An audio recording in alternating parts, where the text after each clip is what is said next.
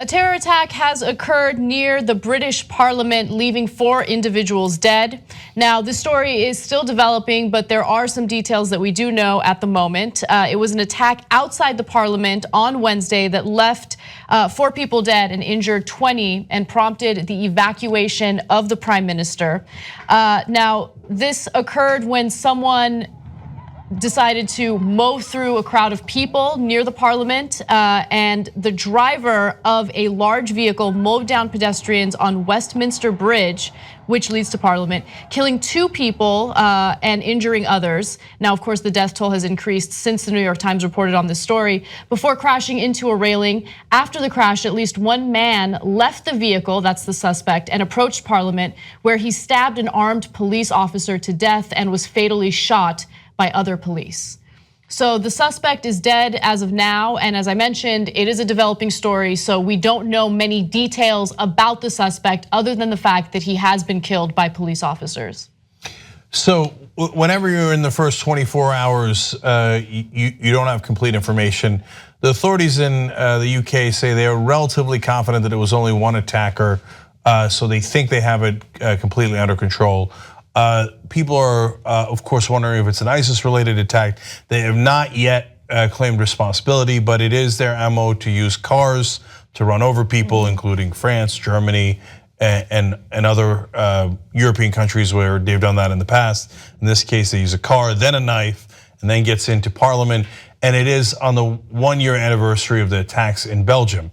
So it is very, very likely to be connected to that. So right now, we don't know who the assailant was, as we're doing this show live, but it would be fairly shocking if it was not a terror attack related to those earlier terror attacks, which was at least inspired by ISIS. And ISIS usually gives directions on how to carry out lone wolf attacks, meaning that there might not be any communication with ISIS, but that they say if you're gonna do it, the way you should do it is X, Y, and Z, and that usually involves first running people over with some sort of vehicle. Right, I like that you made that clarification, because due to all the terror attacks that have occurred over the last few years in European countries like France and Belgium, it's much more difficult for organized terror plots to happen. A lot of authorities they're able to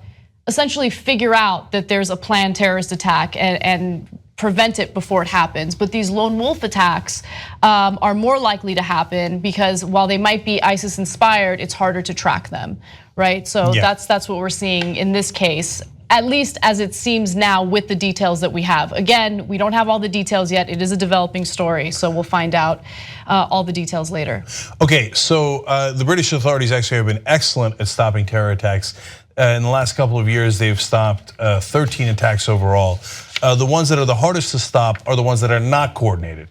When someone gets it in their crazy head to do this and they don't communicate with anyone, including ISIS. So that's why ISIS might also be quote unquote late in taking responsibility because they didn't realize it was happening. Again, we don't know that for sure yet, it's the first 24 hours.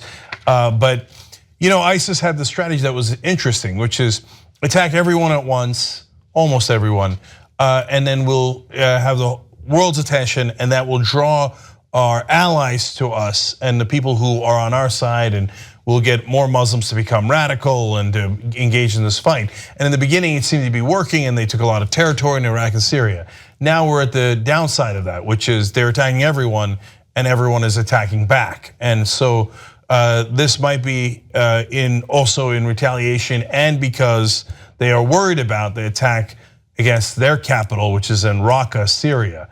So as troops are starting to bear down on Raqqa, this is ISIS lashing out, but it might not. It's overall not good news for them, and this is the long-term consequences of their actions. So they apparently or people that are sympathetic to them, we think killed 4 people here in the UK, but their days are far more numbered, and so as horrific as this is, it might be the kind of violent end spasms of this overly violent terrorist group to begin with. I mean, all terrorist groups are overly violent by definition, but ISIS broke records. But I hope they're on their way out. The corporate media has multi-million-dollar anchors. We have you guys. Go to tytnetwork.com/go and you can help hire investigative reporters that'll do real journalism.